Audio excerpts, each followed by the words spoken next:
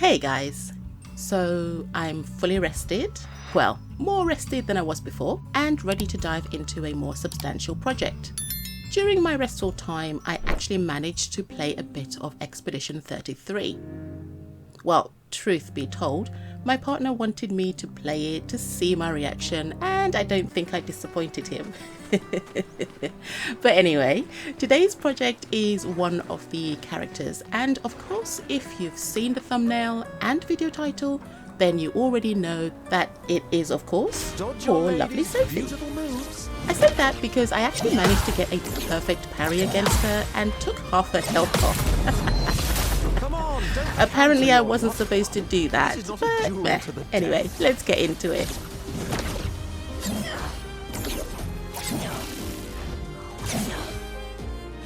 That was splendid.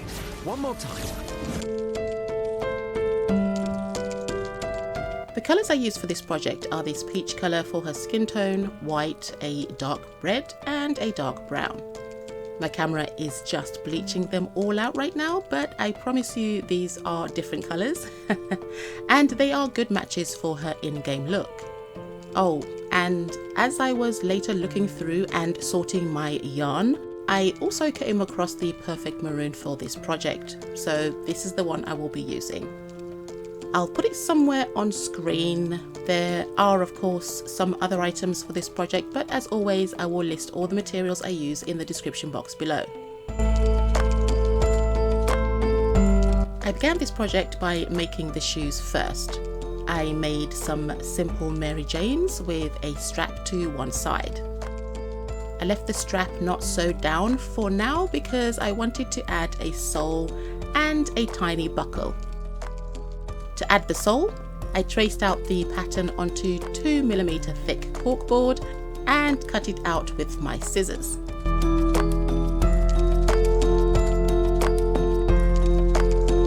Using a pin, I threaded the strap through the tiny buckle and left it loose for now because I will sew them down at the end when the feet are in them.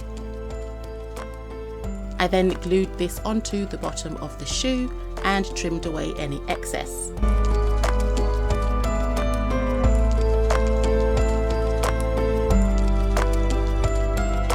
I crocheted the legs off camera to save some time and reduce the length of this video. Now, Sophie wears almost knee-length socks, so I made sure to start the legs in white and then switched to her skin tone.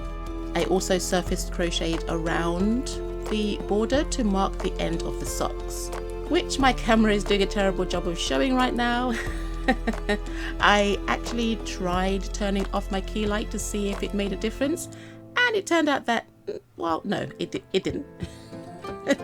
Well, maybe slightly, but not really good enough. Oh hum.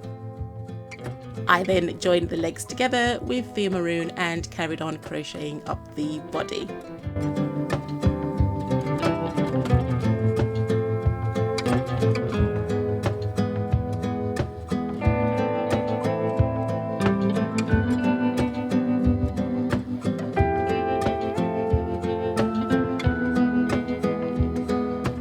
When I reached the waist area, I crocheted past it a little and then switched to the skirt colour. I always leave some front loop stitches so that I can double back and do the skirt.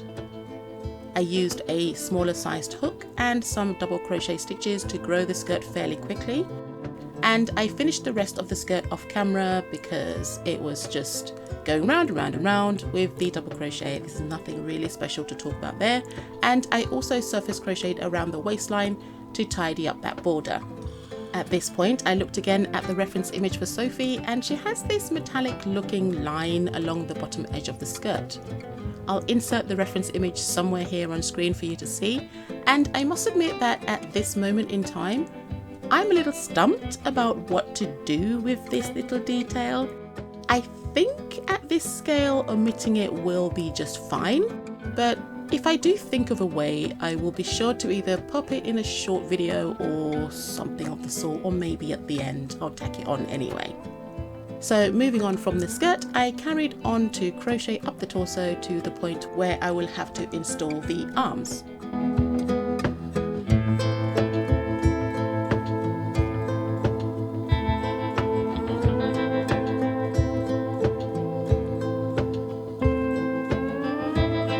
after I completed a few more rows of the torso, it was time to install the arms.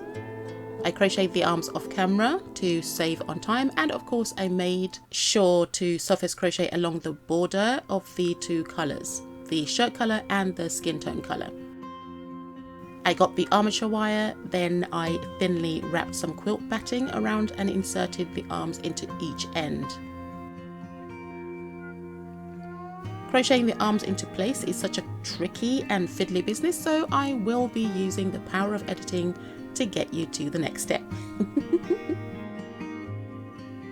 With the arms in place, I just need to carry on and crochet the neck and head, making sure to install the safety eyes before finally closing up the head.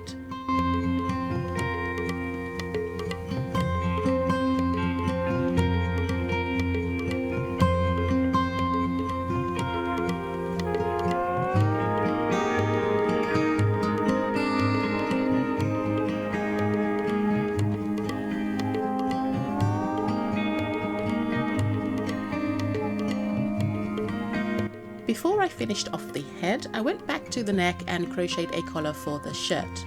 To do this, I just chained enough stitches to go around her neck and then used double crochet stitches to go back down the chain. I then sewed this onto her neck off camera and went back to finish up the head.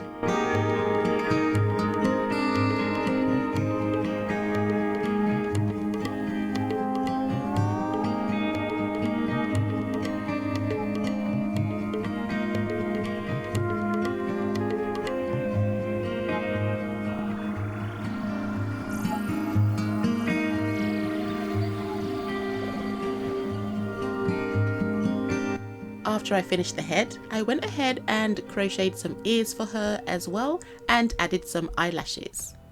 She's starting to get there, guys. Still looking like a potato, mind you, but the eyelashes actually help a bit.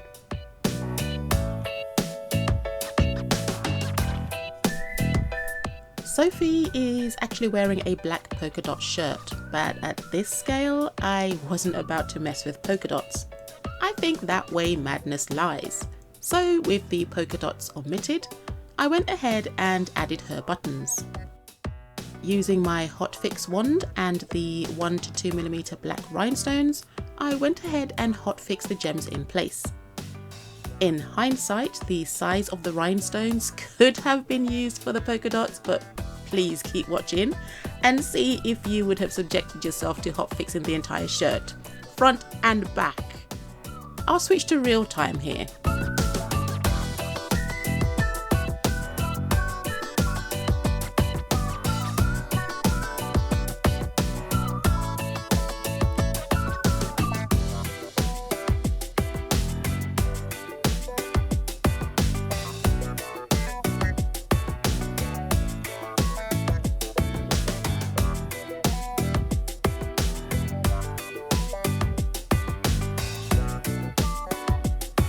So no, then. Oh my god, at least you feel my pain. Sophie has 6 buttons on her shirt, so my mini Sophie has the same. No one's doing polka dots.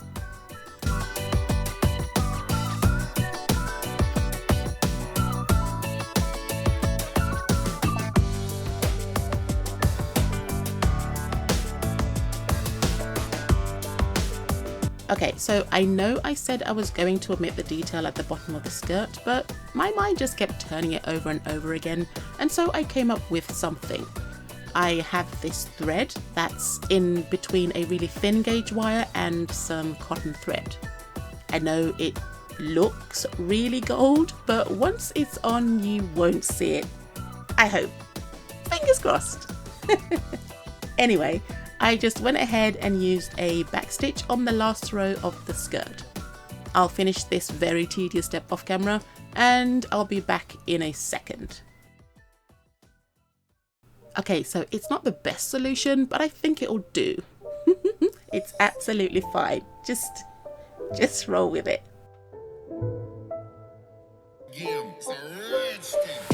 Sophie has a short bob, and since she's wearing a beret, I can start her hair by crocheting a circle.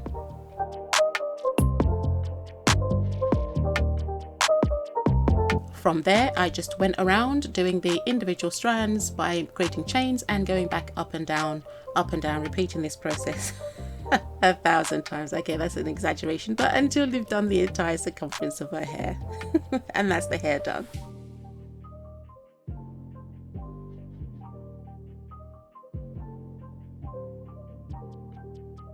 I made Sophie's beret in a separate video in the hope of reducing the length of this one, but that clearly didn't work.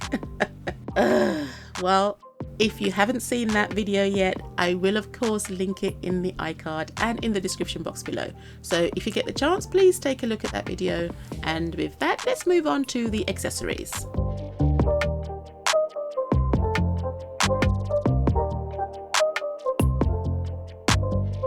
Sophie is actually wearing earrings, a bangle, and a necklace of red and white flowers.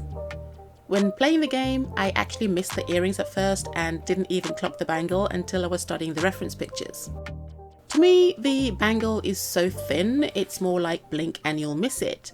So for my Sophie, I decided to go with a gold chain instead, since when I move her hands around to pose them, I don't trust myself to deform a really thin bangle on her wrist if I used a thin gauged piece of wire.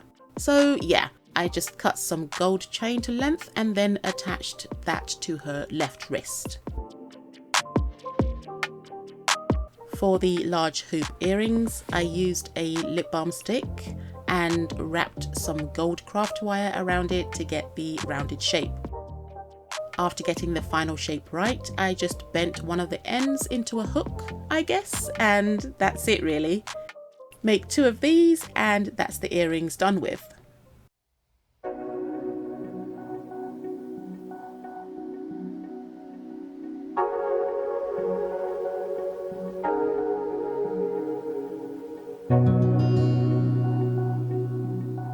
There's only one accessory left, and that's the flowers around her neck.